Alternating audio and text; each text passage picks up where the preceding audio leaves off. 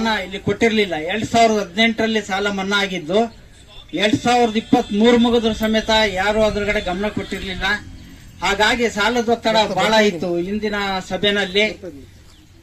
ಸಭೆನಲ್ಲಿ ಇದ್ದು ಕೂಡ ನಾನು ಅವತ್ತೇ ಒಂದು ಮಾತು ಹೇಳಿದ್ದೆ, ನಾನು ಸಾಲ ಕೊಡ್ಲಿಲ್ಲ ಅಂತಂದ್ರೆ ನಾನು ಈ ಅಧ್ಯಕ್ಷರಿಗೆ ರಾಜೀನಾಮೆ ಕೊಡ್ತೀನಿ ಅಂತ ಸಮೇತ ಈ ಸಭೆಯಲ್ಲಿ ನಾನು ಹೇಳಿದ್ದೆ. ಕೆಲವರು ಕೇಳಿದಾಗ ನಾನು ಏನ್ ಹೇಳಿದ್ದೆ, 1-2 ತಿಂಗಳು ಲೇಟ್ ಆಗಿರ್ಬೋದು, ಅದೇ ರೀತಿಯಲ್ಲಿ ಪ್ರತಿಯೊಬ್ಬರಿಗೂ ನಾನು ಸಾಲ ಕೊಟ್ಟಿದ್ದೇನೆ, ನನ್ನ ಕೆಲಸ ಮಾಡಿದ್ದೇನೆ.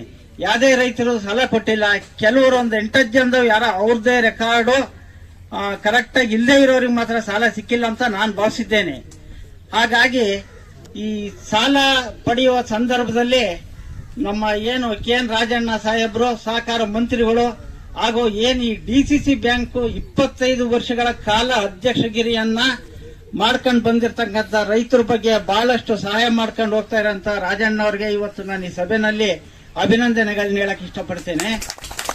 ಹಾಗಾಗಿ ನನ್ಗೆ ಹಿಂದೆ ಸವಾಲಿತ್ತು, ಒಬ್ರು ಸವಾಲ್ ಹಾಕಿದ್ರಿ ಸಭೆಯಲ್ಲಿ, ಯಾರಾದರೂ ರಾಜಣ್ಣ ಹತ್ರ ಮಾತಾಡೋರಿದ್ದೀರಾ, ನೀವು ಸಾಲ ತರಕ್ ಆಗತ್ತಾ ಅಂತ ಬೆಳ್ಳು ತೋರಿಸಿ ಮಾತಾಡಿದ್ರು.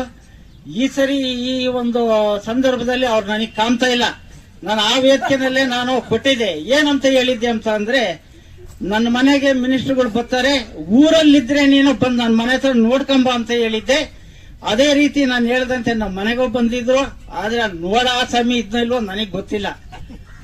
ಹಾಗಾಗಿ ನಾನು ಕೆ.ಎನ್. ರಾಜಣ್ಣರ ಹತ್ರ ನಾನು ಸಾಲ ಪಡಿಬೇಕಾದ್ರೆ ಏನು ನನ್ನ ಬರಗೂರು ರಾಮಚಂದ್ರಪ್ಪನವರು ಅಂತ ಏನಿದ್ದಾರೆ ಅವರು ನನ್ನ ಚಿಕ್ಕಪ್ಪ ಕೂಡ, ನಾನು ಯಾವುದೇ ಕಾರಣಕ್ಕೂ ಅವ್ರನ್ನ ಎಡಬಿಡ್ದಂಗೆ, ಬರೀ ನಾನು ಒಬ್ಬನೇ ಅಂತಲ್ಲ, ಇಡೀ ನನ್ನ ಟೀಮ್ ಏನು ಸಹಕಾರ ಸಂಘದ ವತಿಯಿಂದ ಎಲ್ಲರನ್ನೂ ಕೂಡ ಕರ್ಕೊಂಡೋಗಿ ನಾನು ಅವರು ಮನವೊಲಿಸಿ ನಾನು ಈ ಸಂಘಕ್ಕೆ 1,91,00,000 ರೂಪಾಯಿಯನ್ನ ಸಾಲವನ್ನು ತಂದು ಇವತ್ತು ರೈತರು ಕೊಟ್ಟಿದ್ದೇವೆ.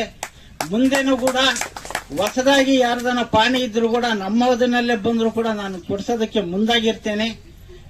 ಮೊನ್ನೆ ಜನರಲ್ ಬಾಡಿನಲ್ಲಿ ತುಮಕೂರಿಗೆ ಹೋಗಿದ್ವಿ, ನಾನು ಸೆಕ್ರೆಟರಿ.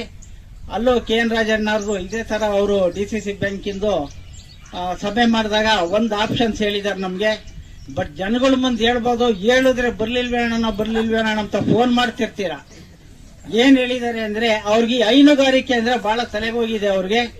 ಈ ಹೈನುಗಾರಿಕೆಗೆ ಏನು ಸ್ಥಳೀಯವಾಗಿರ್ತಕ್ಕಂಥ VSSN ಆಗಿರ್ಬೋದು ಅಥವಾ DCC ಬ್ಯಾಂಕ್ ಆಗಿರ್ಬೋದು, ಒಂದು VSSN ನಲ್ಲಿ 25 ಜನ ಸಣ್ಣ ರೈತರಿಗೆ ನಾನು 50,000 ರೂಪಾಯಿಗೆ ಸಾಲ ಕೊಡ್ಸೋದಕ್ಕೆ ಮುಂದಾಗ್ತೇನೆ. ನಾನೆಲ್ಲ ಏರ್ಪಾಡು ಮಾಡಿದಾಗ ಆ VSSN ಆಗಿರ್ಬೋದು ಅಥವಾ DCC ಬ್ಯಾಂಕ್ ಆಗಿರ್ಬೋದು, ಆ ಎರಡರಲ್ಲಿ ಒಂದ್ ಕಡೆ ನಾನು ಕೊಡ್ಸೋದಕ್ಕೆ ಮುಂದಾಗಿರ್ತೇನೆ ಅಂತ ನಮ್ಗೆ ಹೇಳಿದ್ದಾರೆ.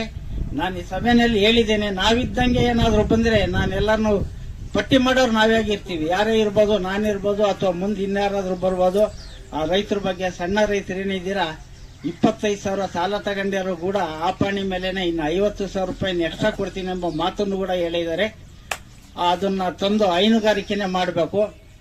ಇನ್ನು ನಾನೇನು ಹೆಚ್ಚಾಗೇನು ಮಾತಾಡೋಂಥದ್ದು ಏನಿಲ್ಲ. ಈಗ ನಾವು ಹೇಳಿದಂತೆ ನಡ್ಕೊಂಡಿದ್ದೀವಿ. ಈ ಸಭೆಯಲ್ಲಿ ಏನು ಹಾಜರಾಗಿದ್ದಾರೆ ಎಲ್ಲರೂ ಅಭಿನಂದನೆ ಹೇಳಕ್ಕೆ ಇಷ್ಟಪಡ್ತೇನೆ. ಹಾಗೆ ಮತ್ತೊಮ್ಮೆ ಕೆ.ಎನ್. ರಾಜಣ್ಣರಾಗಿರ್ಬೋದು, ಅವ್ರ ಮಗ ಸುಪುತ್ರರಾದಂಥ MLC ರಾಜೇಂದ್ರಣ್ಣರಾಗಿರ್ಬೋದು, ಎಲ್ರಿಗಿನ್ನೂ ಹೆಚ್ಚಾಗಿ ನಾನು ಹೇಳ್ತೀನಿ ಅಂದ್ರೆ, ರಾಜಣ್ಣ ಸಾಲ ಕೊಟ್ಟಿರ್ಬೋದು, ಆದರೆ ಕೊಡಿಸ್ತಾರಿಗೆ ನಾನು ಮೊದಲನೇ ಅಭಿನಂದನೆ ಬರಗೂರು ರಾಮಚಂದ್ರಪ್ಪನವ್ರಿಗೆ ನಾನು ಅಭಿನಂದನೆ ಸಲ್ಲಿಸಲೇಬೇಕು. ನಾನು ಬೆಂಗಳೂರು ಸಮೇತ ಹೋಗಿ ನನ್ನ ಸಂಘದವ್ರನ್ನೆಲ್ಲರನ್ನೂ ಕರ್ಕೊಂಡೋಗಿ ನಾನು ಅವ್ರಿಗೆ ಅಭಿನಂದನೆ ಹೇಳಿ ಬಂದಂತ ಇವರು ನಮ್ಮ ಕೆಲಸ ಆಗಿದೆ. ಬೇಜಾನವರಿಂದ ಬಹಳಷ್ಟು ಈ ಪಂಚಾಯತಿಗೂ ಕೂಡ ಕೆಲಸಗಳಾಗಿದ್ದಾವೆ. ಆದ್ರೆ ಅವ್ರ ಬಗ್ಗೆ ಹೇಳೋರು ಕಡಿಮೆ ಅಂತ ನಾನು ತಿಳ್ಕೊಂಡಿದ್ದೀನಿ. ಹಾಗೆ ಈ ಊರಿನ ಯಾರಾದರೂ ಈ ಊರಲ್ಲಿ ಸಹಾಯ ಮಾಡಿದರೆ ಊರಿಗೆ ಅಥವಾ ಸಾರ್ವಜನಿಕವಾಗಿ ಅಂತಂದ್ರೆ, ನಾನು ಮೊದಲನೇ ಹೆಸರನ್ನ BN ರಾಮೇಗೌಡರ ಹೆಸರು ತಗೊಳ್ತೀನಿ. ಯಾಕೆ ಅಂತ ಅಂದ್ರೆ, ತುಮಕೂರು DCC ಬ್ಯಾಂಕು ಕೂಡ ಸ್ಥಾಪನೆ ಮಾಡಿದಂತ ವ್ಯಕ್ತಿ ಅಂದ್ರೆ BN ರಾಮೇಗೌಡರು. ಹಾಗೂ ಏನು ಈ ಬರಗೂರು ಕೃಷಿಪತ್ತಿನ ಸಹಕಾರ ಸಂಘ ಕೂಡ ಸ್ಥಾಪನೆ ಮಾಡಿದವರು. ಹಾಗೆ ಏನು ಸಾರ್ವಜನಿಕ ಆಸ್ಪತ್ರೆ ಇದೆ, ಏನು ಗವರ್ಮೆಂಟ್ ಆಸ್ಪತ್ರೆ ಅಂತ ಕರಿತೀವಿ, ಅದು ಕೂಡ ಸ್ಥಾಪನೆ ಮಾಡಿದವರು. ಹಾಗೆ ಈ ಏನ್ ಈಗ ನಾವು ನಿಂತ್ಕೊಂಡು ಮಾತಾಡ್ತಾ ಇದ್ದೀವಿ, ಈ ಒಂದು ಆಂಜನೇಯ ಸ್ವಾಮಿ ಪ್ರೌಢಶಾಲೆ ಸಮೇತ ಸ್ಥಾಪನೆ ಮಾಡಿದಂತ ರಾಮೇಗೌಡರು. ಇವರೆಲ್ಲ ಮಾಡಿರೋದು ನಮ್ಮ ಬರಗೂರಿನ ಪರವಾಗಿ ಅಥವಾ ನಮ್ಮ ಬರಗೂರು ಪಂಚಾಯಿತಿ ಪರವಾಗಿ ಸೇರಿರ್ತಕ್ಕಂಥ ಕೆಲಸ ಮಾಡಿರೋರು ರಾಮೇಗೌಡರು.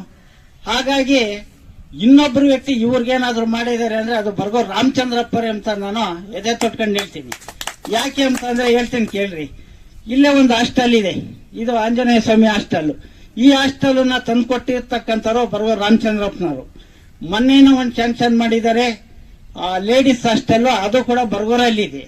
ಆರೋಗ್ಯ ರೇನೆಗೆ ಹಾಸ್ಟೆಲ್ ಮಾಡಿದ್ರೆ ಅದು ಬರಗೂರು ರಾಮಚಂದ್ರಪ್ಪನ ಸ್ಥಾಪನೆ ತಂದುಕೊಟ್ಟಂತ ಹಾಸ್ಟೆಲ್ ಏನೆ, ಅದು ಕೂಡ ಸಾಮಾನ್ಯವಾಗಿ ಈ ಮಿಡ್ಲ್ ಸ್ಕೂಲ್ ಅಲ್ಲಿ ಒಂದು ಕನ್ನಡ ಭವನ ಕಟ್ಟಿದ್ದೇವೆ. ಆಗ ನಮ್ಮ ಮನೆಯವರು ಕೂಡ ಅಧ್ಯಕ್ಷ ಆಗಿದ್ರು ಗ್ರಾಮ ಪಂಚಾಯತಿನಲ್ಲಿ. ಆ ಸಮಯದಲ್ಲಿ ಅಲ್ಲಿ ಒಂದು 35 ಲಕ್ಷ ರೂಪಾಯಿದು ಒಂದು ಕನ್ನಡ ಭವನ ಕಟ್ಟೋದಕ್ಕೆ ದುಡ್ಡು ಹಾಕ್ಸಿದವರು ಕೂಡ ಅವರೇನೆ. ಮೊನ್ನೆ ಆಸ್ಪತ್ರೆ ಶಿಥಲಗೊಂಡಿತ್ತು, ಏನು ಹಳೆ ಬಿಲ್ಡಿಂಗ್ ಇತ್ತು, ಅದು ಅಪ್ಗ್ರೇಡ್ ಅಂತೆಲ್ಲ ಮಾಡಿರೋದು. ಶಿಥಲಗೊಂಡಿದ್ದ ಬಿಲ್ಡಿಂಗಿಗೆ ದುಡ್ಡನ್ನು ಹಾಕಿದ್ದು. ಆ ಬಿಲ್ಡಿಂಗ್ ಈಗ ಅದೊಂದು ಸಮಯ ಬಂದಾಗ ಇಲ್ಲಿ ಒಂದು ಫಂಕ್ಷನ್ ನಡೀತು.